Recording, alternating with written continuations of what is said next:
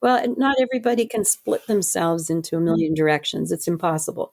So I always, if you have that calling or you have that feeling or you're a karma, destiny, synchronicity, serendipity shows up, you smartly recognize it and say, well, this is obviously in front of me. It must be part of my calling. Do I or don't I take action? And you're lost if you don't. Welcome to Voices of Leadership, the podcast that shines a spotlight on the remarkable women of the International Women's Forum. I'm your host, Amy, and I'm inviting you on a journey through the minds of trailblazers. On today's episode, we embark on a beautiful spiritual journey with the extraordinary Patricia Gagic. Patricia is a renowned contemporary artist, celebrated for her beautiful work and contributions to the art world. But her story extends far beyond the canvas. She is a passionate drummer, humanitarian, author, and certified meditation specialist who has dedicated her life to inspiring others and making a difference. In this episode, Patricia shares her incredible experiences blending art, spirituality, and personal growth in a way that will leave you feeling uplifted and inspired. From her creative pursuits to her humanitarian efforts in Cambodia and the transformative power of meditation, Patricia's stories invite us to see the world and ourselves through a deeply meaningful lens. Hi, Patricia. Welcome to the show. It's lovely to meet you. Thank you, Amy. Yeah, it's a nice fall day today, so it's a good day to have a warm and fuzzy conversation, right? It is. I was so excited when you reached out. I mean, my goodness, one quick look and you're such an accomplished person. I think most people would see you're an artist, but after a little bit of reading, you're so much more than that. So I'm very excited to hear about your story and your journey. Thank you. Yeah, it's been a whirlwind life, for sure. It's kind of the best kind. Yeah. But I guess before we get started, so how did you get involved with IWF and what chapter are you a part of? So the Toronto chapter, and I actually was inducted into the WXN Top 100 Most Powerful Women in Canada back in 2019, 17. I can't even remember now.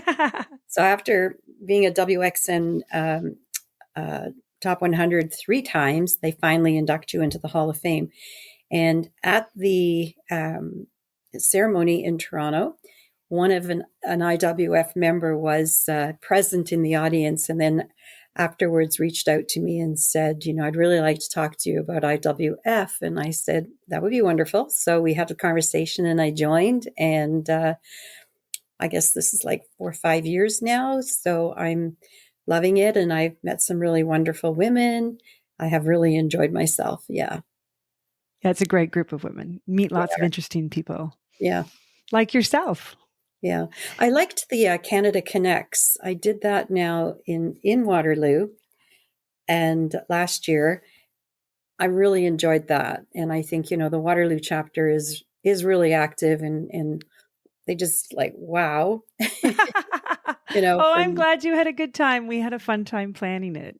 Yeah. What was your favorite part? They were all. I mean, I loved going to the university and, the AI robot that, it was like a little robot baby that they had programmed that, when they took something away from it, it actually had a temper tantrum and was pounding on the ground. And so, just the headway that a lot of these, superpowers are trying to move forward, which I'm sure the applications in the future are going to be pretty incredible. But that was great. Going into the chamber with it was like the particle chamber. Oh my God, I can't even remember. The Perimeter Institute. Probably. Yes. Mm-hmm. Loved that. Of course, we had the Toronto one. Next year, I think, is Halifax, which I'm looking forward to, eating a lot of lobster. Why not? Yes. The Canada Connects is a great event. We all had fun. Yeah. So let's talk a little bit about you because I'm so interested to hear all of your stories. You've done so many things in your life. So I'm just curious in general, have you followed a more organic path, sort of letting opportunities guide you, or have you been intentional in shaping the different aspects of your career? Both. I like to think that, we wake up one day and know that we have to do obviously something with our life. And I think the serendipity, if you pay attention sometimes to those synchronicities, you show up and you either have a vibe for something or not. Mine definitely was triggered, I think, by both my parents. My dad was an accountant. So I had this feeling that, I loved numbers, and I was terrible in math in high school. So, I mean, I never thought this would be something, but I ended up having a little bit of a math brain. So I went into banking and saw very limited opportunities for women. This is seriously going back to the early 70s. And that's when I made the decision. It was just this feistiness. I'm a Libra, Virgo rising. And I thought, okay, then I think I need to do this. I want to be a bank manager before I'm 25, which was really kind of unheard of. But I got into the system. I realized that, climbing the ivory tower was going to take a little bit of, skill. I saw the places that I had, deficiency, which was I did not have a university degree or any of the post-secondary education opportunities. So I did some ICB, Institute of Canadian Banker courses. And then I just dug my heels in to be the girl that would do all the extra jobs in the bank, that people would go home at, 3:00 and I'd want to hang out and, can you show me what you're doing? So I learned how to do a lot of those jobs. So I actually found myself when I was 23 in a very senior position at the bank, in lending, in credit.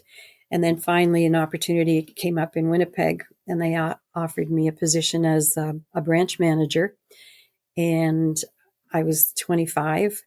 And I thought, yeah, okay, I'll do that. And I loved it. So it progressed up until the point where I needed to really make a decision on where I wanted to land. So I made a few changes in between and then started my own business, which was in sort of project management, property management.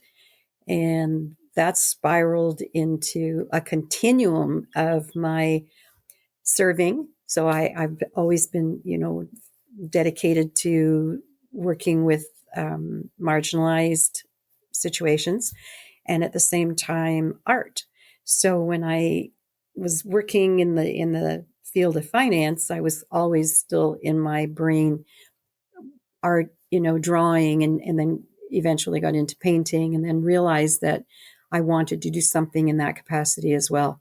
So I wore two really significant hats, and both of them equally were important to me. And then eventually, the art world sort of took over more of my goals in life. I felt that I could accomplish something again in a leadership capacity as a female contemporary artist in Canada. Very difficult to break through some of these, That must be a small group, I think. Yeah. Well, there's more. It's changing, but Good. Back in the day, it was, I always feel like you just showed up at the right time, or there was something that, the karma piece identified and you were able to achieve. My life in art as well as in my career were both, ironically, I had mentors, and both mentors were men. So in the bank, I had a gentleman who was a senior manager who saw the potential in me, and he is the one who, really guided me to become an account manager, commercial account manager, and then progressed into the, more of a senior level. However, also in my art career, I had Tony Urquhart, who was at the University of Waterloo teaching as one of Canada's Painters 11. And then I had this extreme crazy serendipity of my husband. I don't know if this is a story I should share or not. It's really a cool story about how I ended up finding my mentor. We love cool stories. Yes, please. Okay, then I will continue. So, yes, my husband kept cutting out an article from the Globe and Mail on the sunflower apartment in La Bigude de Mézenc in France. We'd never been to France, so he kept thinking, maybe this is a place we should go. Well, I was at the Meg Gallery in Toronto, where I was had been just taken by them on Morrow Avenue. And it was their summer party.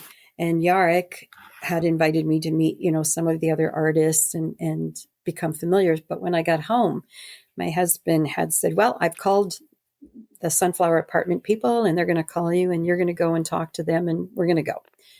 So I go into the home of the owner of this apartment, and this is in Toronto. And he has an incredible art collection, asked me if I'd like to see it. And I said, yes, of course. So as we're walking through his home, which was actually near Casa Loma, he said, I've got to show you this one particular area. And I saw this painting of a horse on the wall. It was a white oil painting, it was abstract, but it was very, very different. And I looked at the name of the artist and it was Dragic, which would be Dragic. My husband is Serbian. My last name is Gagic. So I said, oh, this is a Serbian artist. And he said, no. He is from France and his name is Dragic. And I said, oh, no, he is not Dragic. Anyways, long story short, Monsieur Dragic lived in Savoyon, Mont Ventoux, which was about an hour and a half, 2 hours away from the area where this house was. And I had it in my head that I wanted to meet him. And it was just that moment of insistence in my brain that I was going to be there. And there just was this strong, strong feeling, this sacral intuitiveness. And so when we got there, the wife of the gentleman said she would call Monsieur Dragic to see if we could attend his atelier. And she called and he said, no. Oh, said, no, not interested. So my husband said, well, get him on the phone again. I want to speak to him. So he spoke to him in Serbian. And he said, we were from Canada. My wife's an artist, blah, blah, blah. So he said, I'll give you an hour on Wednesday. So we drove. They told us on Mont Ventoux route not to go this particular way, but to go the other way. There was no GPS back then. So we, of course, went the wrong way. We were late. He was not impressed. oh. But when I got into his atelier, I realized I had just met one of the top 10 artists in, Provence. And he had exhibited with Picasso, with Christo, Atlan. He was a very significant, artist. And I was super overwhelmed and I wasn't sure I was in the right place anymore. And however, he did say, I don't teach. I'm not interested. Lovely to meet you. But as we spent another hour together, somehow in his head, he said, I just had that sort of something. And he was curious. And he said, I'll give you 1 week, but you have to speak French. And I only had high school French. And so I buckled down. I took 32 hours of private tutor lessons. I was eating, sleeping, drinking in French so that I could go back and communicate with him. He did not speak English. So that was in 1999. And I arrived. It was incredible. And then he invited us back and back. So for the past 25 years, I have been basically his student, even though now he calls me maestro. So It's a long, beautiful relationship that we've had. And, he's very eccentric, quite a genius. So when you have the opportunity to shed all of your ego and shed all the things, as he said, nothing, zero. Don't come here with attitude. Come here with nothing in your head so I can teach you. And you have to learn how to say, is this the right thing for me or not? And it clearly was a gift. It was a gift from God for sure. Yeah. That's an incredible story. It's probably one of the most beautiful mentorship stories I've heard. It's lovely. Yeah, he was very special. Is very special. I mean, he's still alive and I visit him. I was going back and forth 2-3 times a year to spend time with him. And then, of course, COVID put a dent in that. And then we did go back twice. And then he unfortunately has had a little physical challenge. So I did not see him now for the last year and a half. 2 years. Mm-hmm. So looking forward to hopefully maybe next year seeing him again. Yeah. Lovely. I can't imagine how your art and your thought process and your learning evolved over that experience. You know, you have to say, what is it that you need to express for yourself? And if it's a matter of the technique, which he shared the technique, and mostly it's a Matisse palette. So that was really important for me to learn that from him. But more than anything, he inspired the clarity for me to sort of dig deep into my design, my brain, human design, that what made me feel good. Because when you love the work of someone else, your natural instinct is to mirror it. You just want to copy it. And he did make that challenge for me. He actually forced me multiple times to take one of his works and copy it, to get the feeling and the progression of what was involved in creating that. And then you do let that go. And he certainly and clearly pushed me into finding the space that I was comfortable in. So yeah, it's been a blessing, a true blessing. And it takes commitment. I mean, I could have walked away and said the challenge of the difficulties in the language alone, but no, I saw it as being something that was good for my soul. So in all of that, then let's talk some drumming, because I also read that you're a percussionist. And from my perspective, in grade school, if you have a chance to be in the class band, every kid wants the drums. So how did you first connect with the drums, and what led you to become a percussionist? Well, I did play guitar. Okay, so I started with a clarinet when I was we all did. in grade 3. I did as well, yes. Okay. I had a beautiful Yamaki guitar when I was about 19, 20, and just self-taught, pretty much played and played and played, but always listening to music. And I loved all music.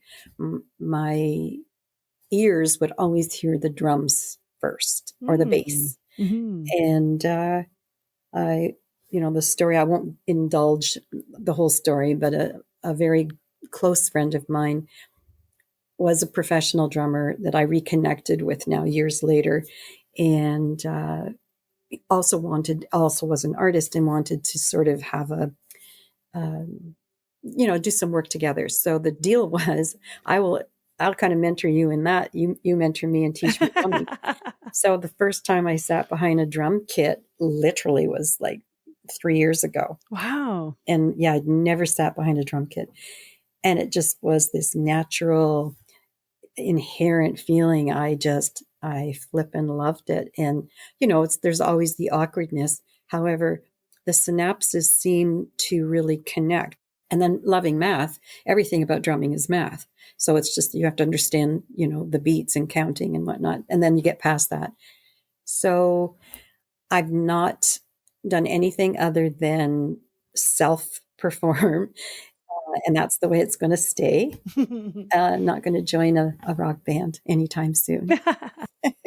No. So how does that fit into your life now? Is it your hobby? Is it your meditation? Is it is it your own space? Is that where it falls? I think I have a studio in Hamilton, a large studio, and I have 2 drum kits in there. So I became a little obsessive, massive drum kits. I was also really, really lucky. Shortly after Neil Peart, who was the drummer of Rush, passed away, a friend of mine was friends with his mother and connected me to the family. At one of my exhibitions, myself and the person who's teaching me, we did a series of paintings to honor Neil Peart, and the family came, and I became friends with his niece, Hannah, and her husband, Alex. And that evolved a little bit for me into wanting to improve and increase my inventory of drums.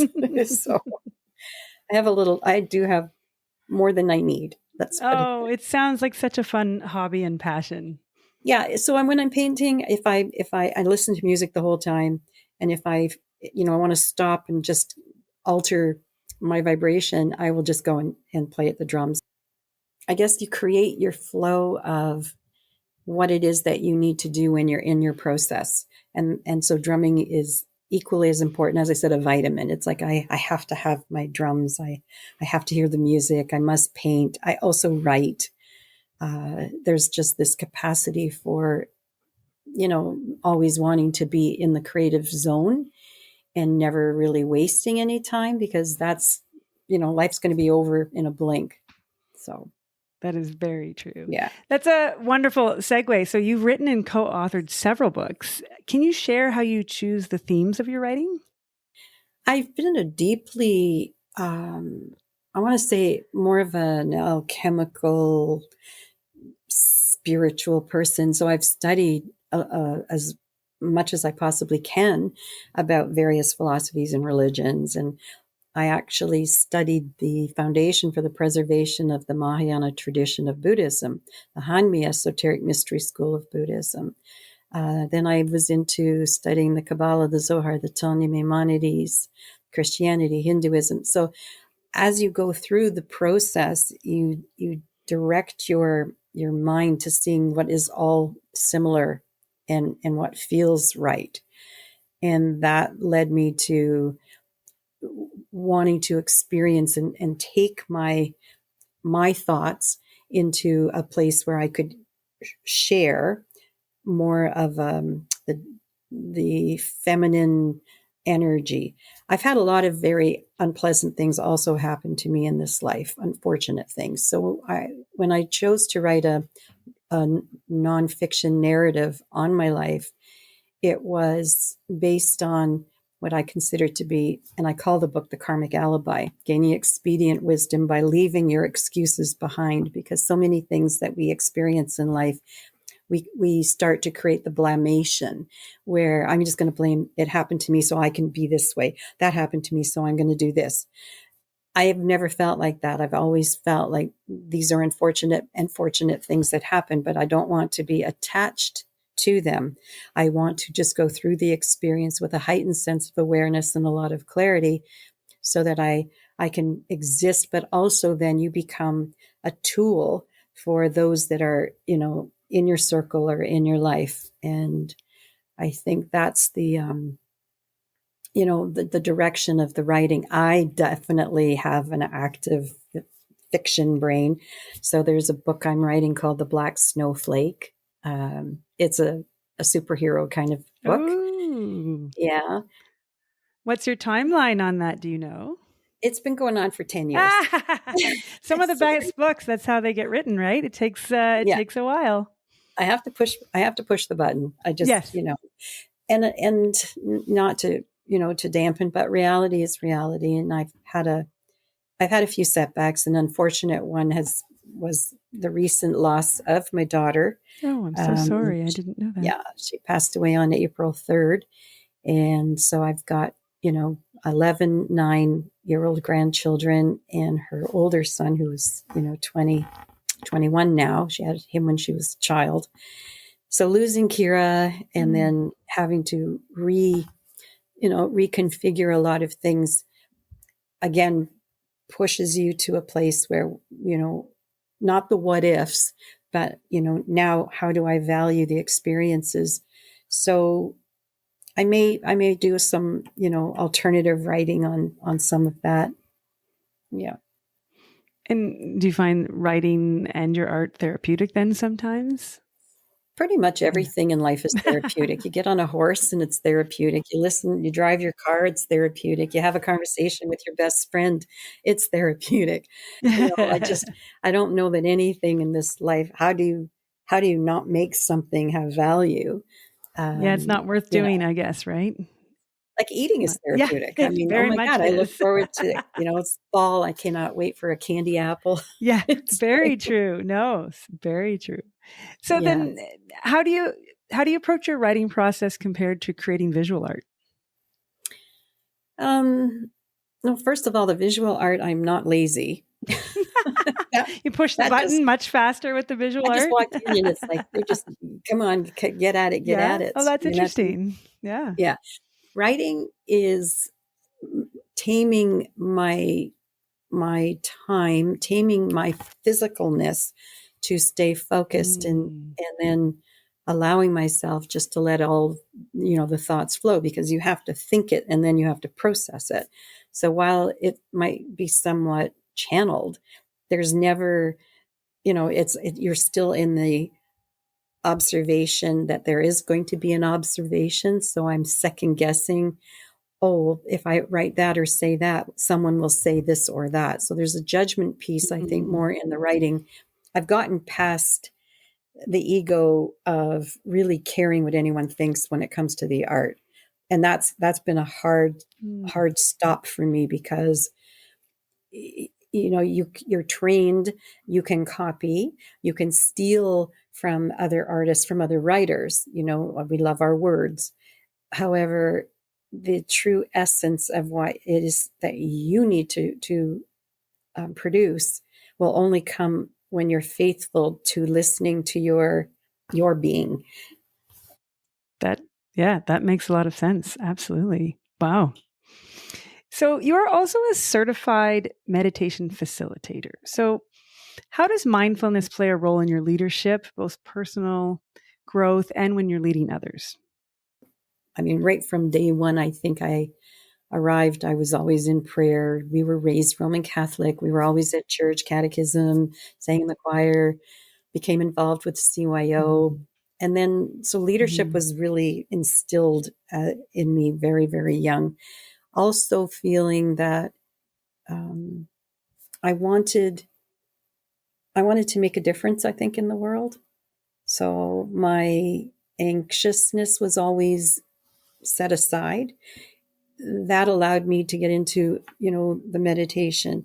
And then the longer that you really do study, which I did, your mind has much more clarity. I was very, very fortunate to meet some powerfully wonderful teachers, and Lama Glenn Mullen, who is one of the world's leading Tibetologists, writing 37 books translated into multiple languages. At the Kalachakra in Washington many years ago, I met him, and he invited me to join him on a retreat into Nepal and Tibet.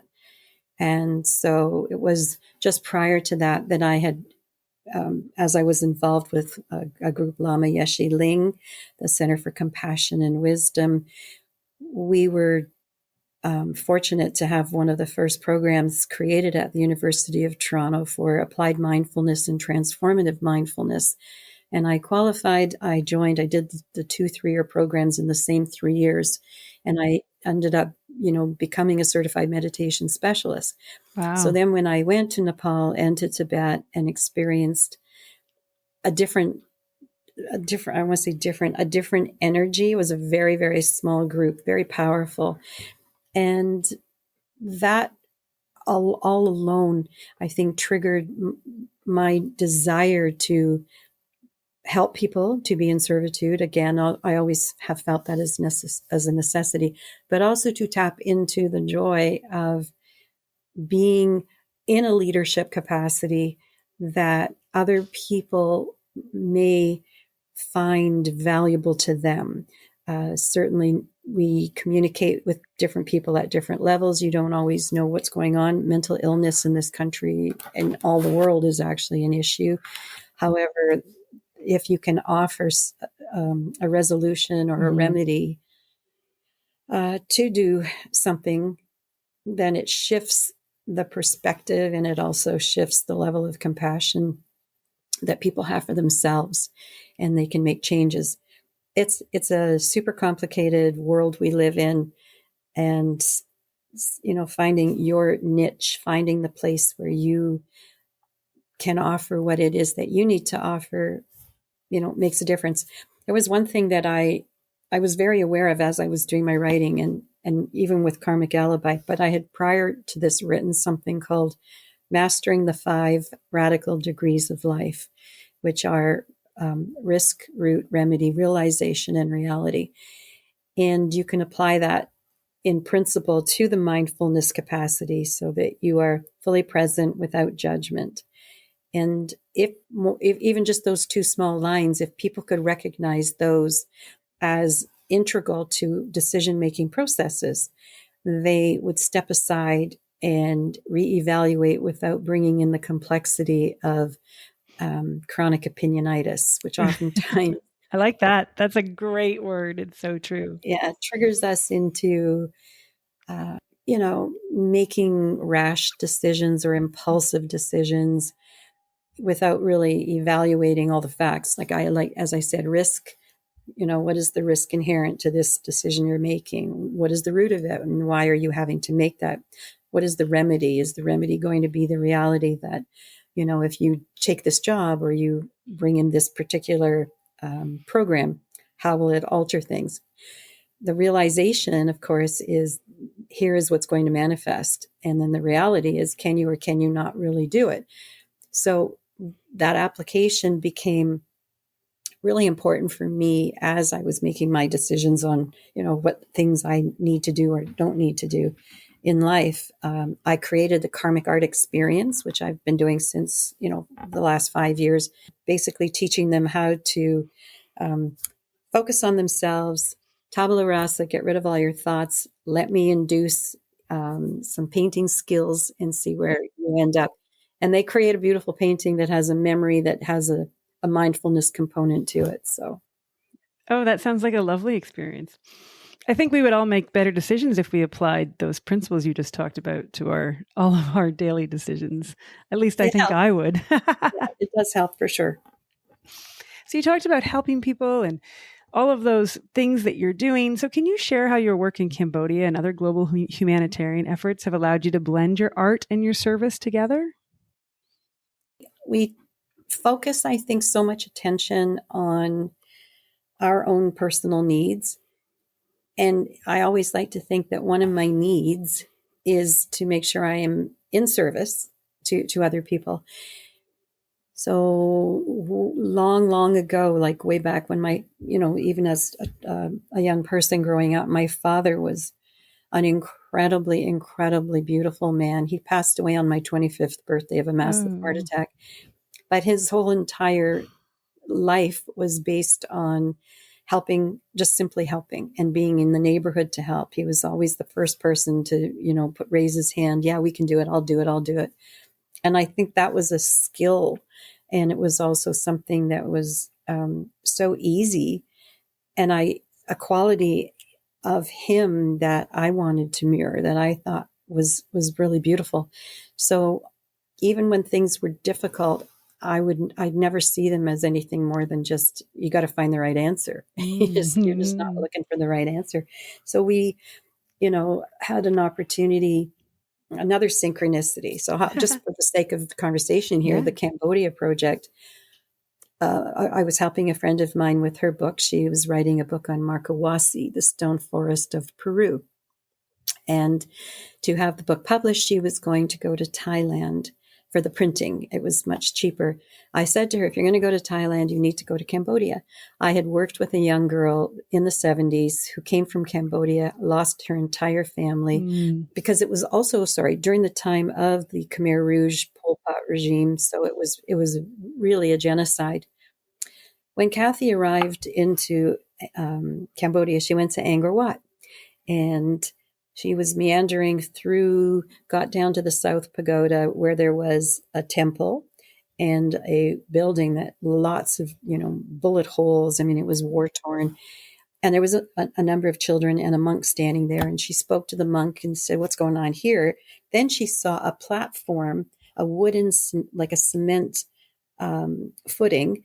And she said, what are you doing here? And the monk said, Master Kawan, who is the head of the temple, believes that, with UNESCO coming in to make so many changes to Angkor Wat to bring in more people, that the government may shut us down because we are an eyesore.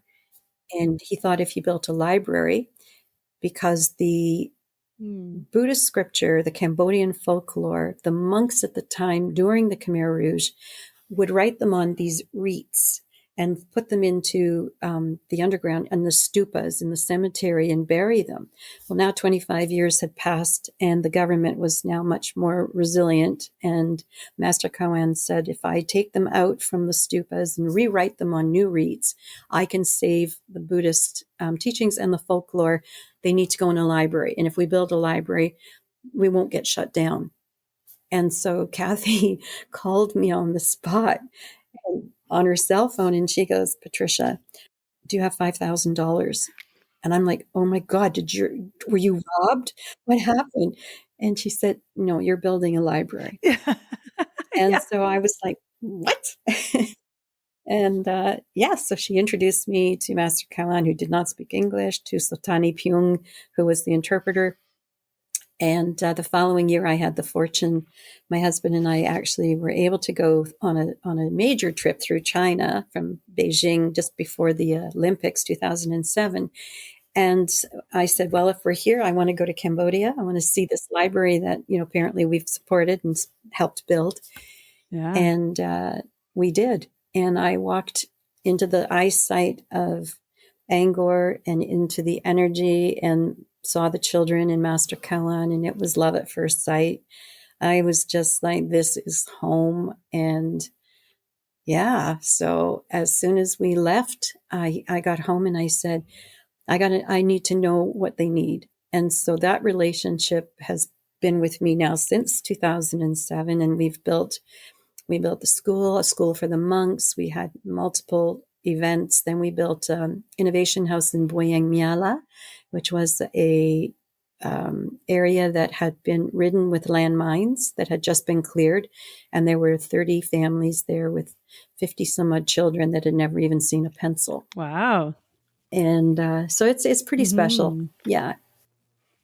It must be. That must have been an incredible trip. And what a life-changing experience, from helping maintain, stories from the past to building this library to then helping the people there come into the future and learn new things.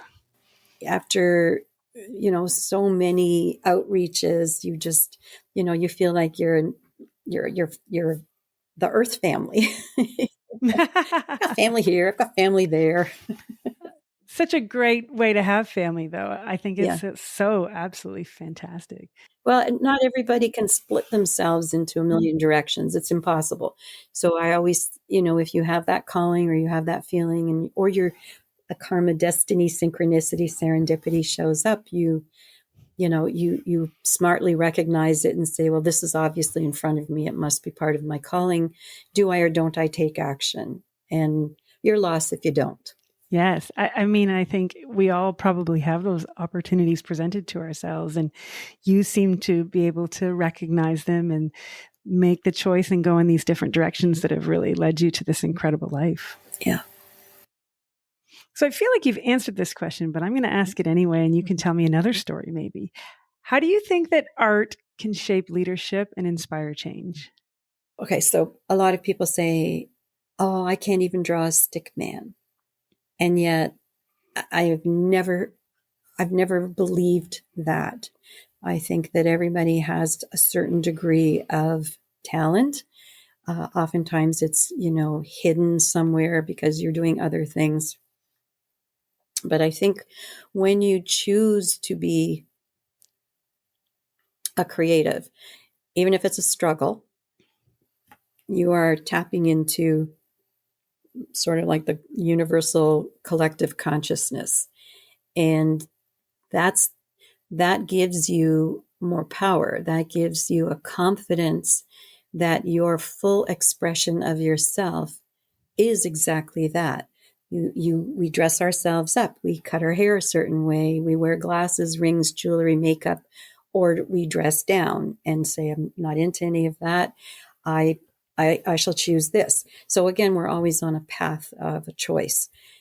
In leadership, if you allow yourself the openness to stay consistent in believing in your ideas or your trained ideas, your focus, with a confidence that you're not trying to literally impress people, but you're trying to to create a solution opportunity that might open up and redirect pathways for better decisions to be made with more rationale, with more logic, then you're creating a better zone of production where you eliminate the animosities, or you eliminate the friction, because the frictions that take place are my idea is better than your idea.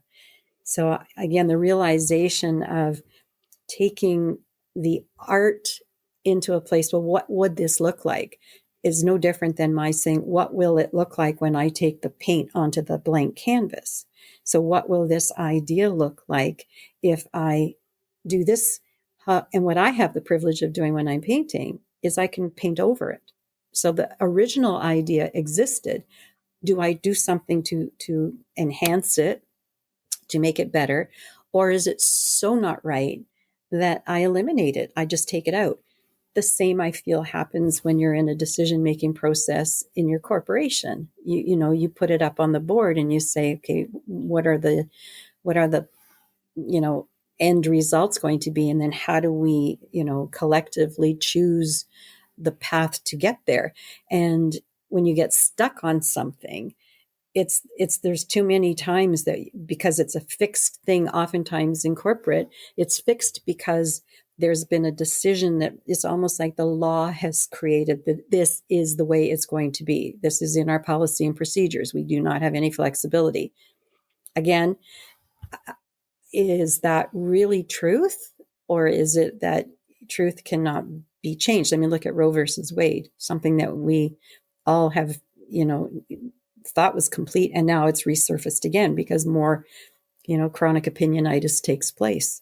And other people who feel the empowerment are making that something that all of us need to face. So we use, I think, the benefits of art, if you can, in fact, even reading a book in the middle of a crisis and alter, pick something that, you're encouraged by, or watch a movie. Like I love the Doctor Strange movies, and, I do too. Feeling that you can go to, I think I tried to find the door when I was in Kathmandu, to find the ancient one. You really feel that your ability to do more than what is just in front of you is actually there. There has to be this, again, I go back to the belief.